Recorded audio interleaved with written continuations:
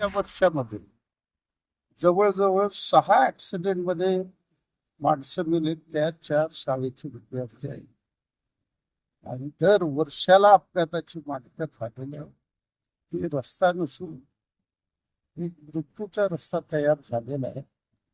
तरी सकाळी आम्ही पोलीस कमिशनरला भेटलो, आता कलेक्टरला भेटलो, परवा दिवशी आपल्या महापालिकेच्या आयुक्तांना भेटलो.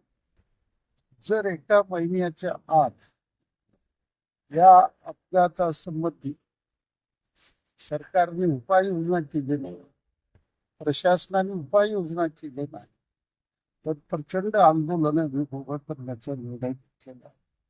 इतकंच नाही, ज्या पद्धतीनं विजापूरचा रस्ता तुम्ही बाहेरनं घेऊन गेलात, त्यामुळे बरेचसे अपघात आज गावाच्या बाहेरनं गेलेलं, परस्पर विजापूरला जातात गाड्या, त्या मार्गे बँगलोरला जातात.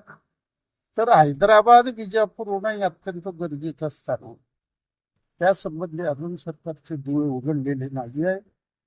आम्ही महिनाभर सरकारला मुदत देत आहे. याच्यामध्ये ताबडतोबीनं सिग्नलची दुरुस्ती, रस्त्यावर तुम्ही स्पीड ब्रेकर एक न बसवता सलग 7-8 स्पीड ब्रेकर बसवा, त्याच्यावर मर्यादा येईल. आणि कोणत्याही परिस्थितीत जड वाहनं महाल वाहतूक करणार त्या रस्त्यावर बंदी घाला, अशी आमची मागणी आहे.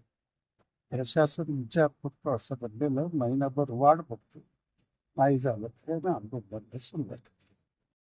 सिग्नल बंद आहे. आता तत्कालीन आयुक्त माने साहेबांनी 22/1/2023 GR काढला आणि त्यांनी सांगितलं सकाळी 6 पासून रात्री 9 पर्यंत जड वाहतूक आणि माल वाहतूक हे दोन्ही रस्त्यावर बंद असतील. आणि या दोन्ही रस्त्यावर